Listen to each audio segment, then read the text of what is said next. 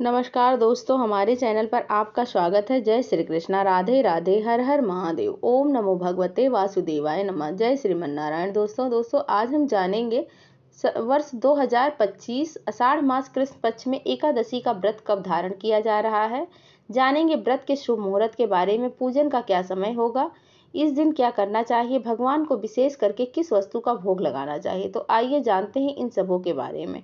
आषाढ़ मास कृष्ण पक्ष की एकादशी को योगिनी एकादशी के नाम से जाना जाता है। आप सभी भक्तों को योगिनी एकादशी की ढेर सारी शुभकामनाएं। आप सभी के जीवन में लक्ष्मी नारायण की कृपा ऐसे ही बनी रहे, सब प्रकार के सुख समृद्धि की प्राप्ति हो। जो भी भक्त सच्ची श्रद्धा के साथ, नियम और निष्ठा के साथ योगिनी एकादशी का व्रत धारण करते हैं तो इस व्रत के प्रभाव से व्यक्ति के सभी प्रकार के पाप और ताप नष्ट हो जाते हैं। इस व्रत को धारण करने वाले 88,000 ब्राह्मणों को भोजन कराने के समान पुण्य फलों की प्राप्ति होती है तथा ऋषि श्राप, देवी आपदा जैसे आपराधिक कष्ट, कुष्ठ रोग आदि सब नष्ट हो जाते हैं तथा इसमें सुंदर स्वरूप की प्राप्ति होती है और अंत में भगवान विष्णु के धाम की प्राप्ति होती है। इस दिन विशेष प्रकार के भगवान विष्णु का, माता लक्ष्मी का तथा इस दिन भगवान श्री कृष्ण की चतुर्भुजी स्वरूप के पूजन का विधान है। जो भी भक्त एकादशी का व्रत धारण करते हैं उन्हें व्रत के लिए दशमी के दिन में से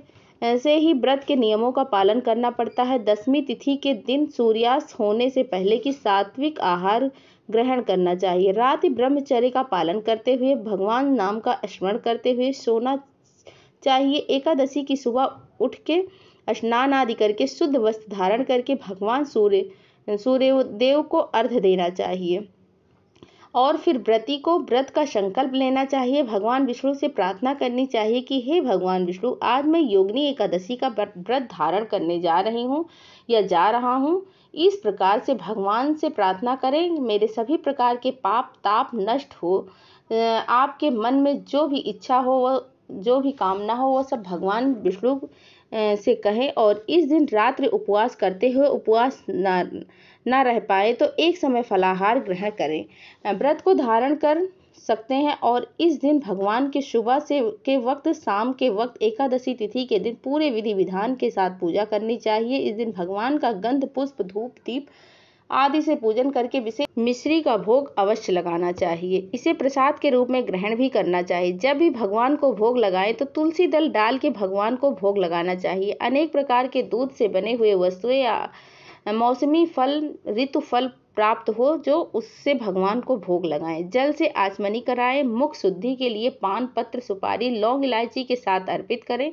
द्रव्य दक्षिणा चढ़ाएं। इस प्रकार से भगवान का पूजन करके एकादशी व्रत का कथा का श्रवण करनी चाहिए। भगवान की आरती करनी चाहिए।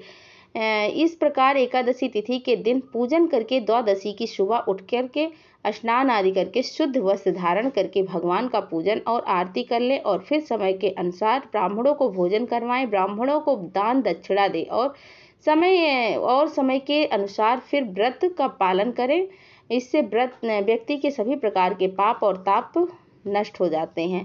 तो आइए जानते हैं वर्ष 2025 आषाढ़ मास कृष्ण पक्ष की एकादशी व्रत के शुभ मुहूर्त पूजन समय के बारे में। एकादशी तिथि प्रारंभ हो रही है समय 21 जून 2025 दिन शनिवार सुबह 7:21। एकादशी तिथि की समाप्ति है 22 जून 2025 दिन रविवार सुबह 4:28 पे। एकादशी तिथि की समाप्ति है तो इस बार वाराणसी पंचांग के अनुसार, सनातन पंचांग के अनुसार, मैथिली पंचांग के अनुसार आषाढ़ मास योगिनी एकादशी का व्रत 2 दिन पड़ रहा है, जो कि पहले दिन 21 जून को अस्मत् के लिए है, गृहस्थों के लिए, और 22 जून को वैष्णवों के लिए एकादशी का व्रत बतलाया गया है। व्रत का पारण हरिवासर समाप्त होने के बाद करना चाहिए। हरिवासर का समय द्वादशी तिथि का पहला चौथाई हिस्सा हरिवासर का होता है और द्वादशी तिथि की समाप्ति 22 जून 2025 दिन रविवार को रात्रि 1:24 पे द्वादशी तिथि की समाप्ति है।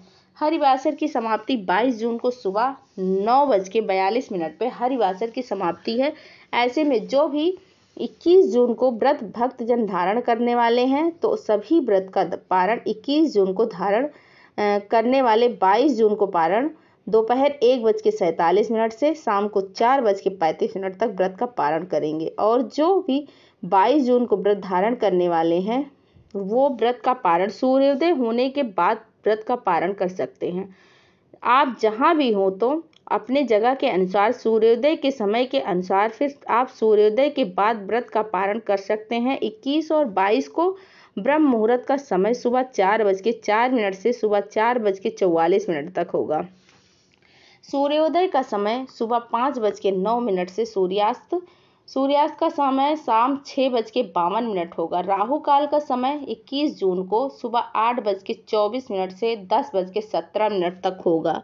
22 जून को शाम को 5:08 से शाम को 6:51 तक राहु काल का समय रहेगा। इसके दौरान कोई भी शुभ कार्य नहीं किया जा सकता है।